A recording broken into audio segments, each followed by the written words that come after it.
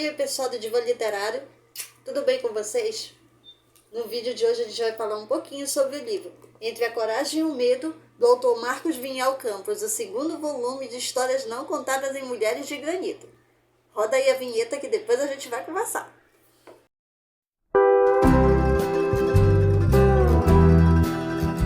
Oi, pessoal do Divã Literário, bem-vindos de volta.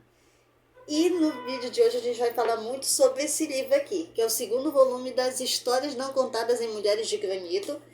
E esse volume me deixou muito cheio de expectativas assim que eu soube que ele foi lançado.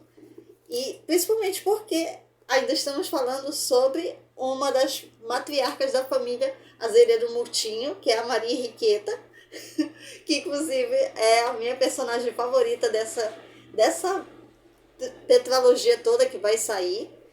E também é uma obra que a gente vê com muito mais detalhes como os personagens interagem com a história do Brasil, principalmente porque aqui a gente vê que os personagens estão de fato interagindo, sendo diretamente afetados pelas mudanças históricas. Nessa parte aqui a gente vê a transição do Segundo Império, já do fim do Segundo Império praticamente, já ali nas últimas, até já o início do século XX, com a República Velha, a República da Espada e o início do primeiro mandato do governo Vargas.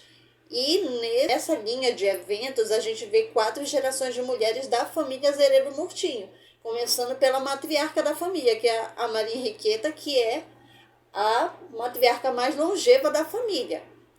Temos ela, a filha Maria da Penha, acompanhada da melhor amiga da Maria Henriqueta, Deusuíte, que deu um baita suporte para a família ali.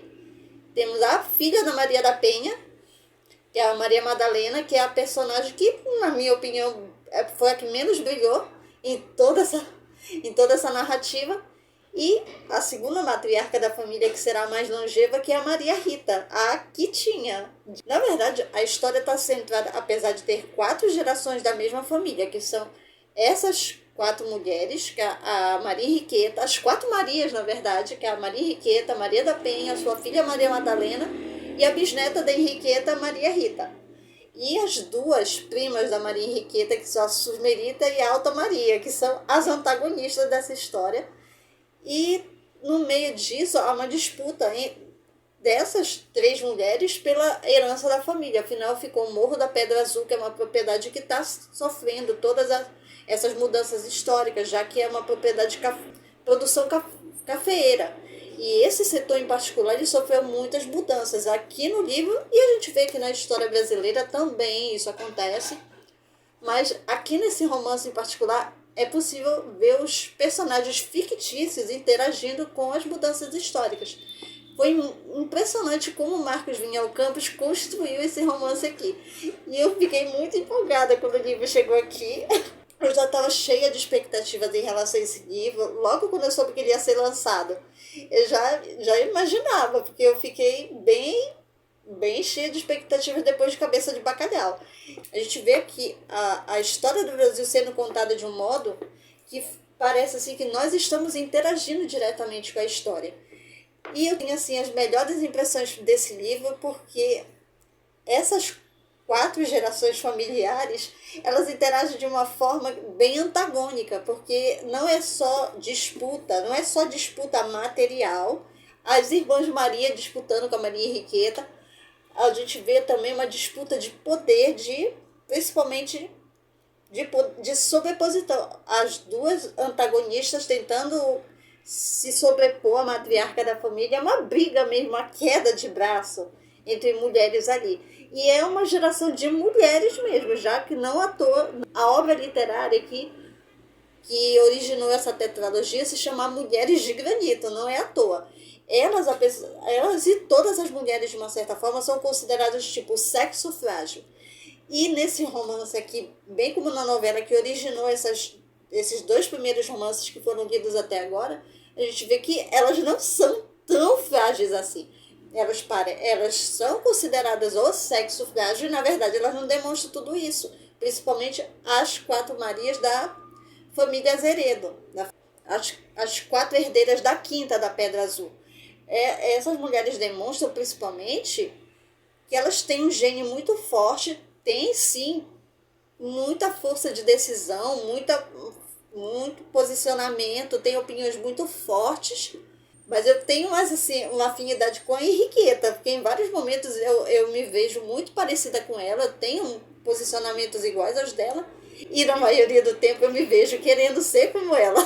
Eu imagino que o autor, quando vê essa parte aqui, ele vai rir bastante, ele vai rir muito. Eu fiquei muito feliz, cheia de expectativas mesmo, principalmente porque já é uma história, desde Mulheres de Granito, que eu tô lendo, a narrativa do Marcos Vinhal Campos, tendo contato com a escrita dele, principalmente, que é uma escrita maravilhosa. Você se sente muito presa às histórias, aos personagens, e principalmente porque dessa vez eu tive a oportunidade de ver uma queda de braço entre duas mulheres antagonistas, nesse caso três. Mas a história em si foi muito boa, principalmente porque a gente vê por esses personagens aqui como eles são diretamente afetados pelas mudanças históricas, socioculturais. E o Brasil, nesse romance, ele atravessou 4 mudanças bruscas mesmo, porque aqui já saímos do final do Segundo Império para a proclamação da República, a abolição da escravatura e já começando já pelos primeiros governos da nova República. Eu até queria que o ciclo da borracha tivesse sido incluído, porque também foi uma mudança histórica, já que o processo de industrialização foi mostrado aqui. Portanto, nesse processo, o ciclo da borracha foi bem importante, mas não interferiu de nenhum modo. É só a opinião de alguém que gosta muito de história também. Eu gostaria de ter visto o ciclo da borracha aqui, mas como esse romance se centra muito na região centro-sul do país, então eu acredito que não vai interferir tanto. Um evento histórico não ter aparecido aqui para alterar os demais. De modo geral, esse romance ele é perfeito, ele mereceu as 5 estrelas que eu dei para ele no Scooby, ficou perfeito e me deixou de expectativa. Eu estou aguardando ansiosamente o 3º volume. Gostei muito desse livro, gostei muito demais, fiquei apaixonada pela escrita, pela narrativa, pelos personagens, mesmo os que não brilharam tanto. E eu acho que essa foi a melhor leitura de 2024. Teve boas leituras, mas essa, na minha opinião, essa aqui foi a melhor de 2024. Eu amei, simplesmente amei. E é com isso aqui que eu me despeço. Se vocês gostam de leitura, literatura e tudo sobre livros, é só vocês se inscreverem aqui, ativar o sininho para não perder nenhuma novidade. E se vocês gostam desse tipo de conteúdo aqui, principalmente literatura contemporânea, autores nacionais, deixa aqui nos comentários o que vocês acharam desse livro. E até a próxima oportunidade. Tchau, pessoal!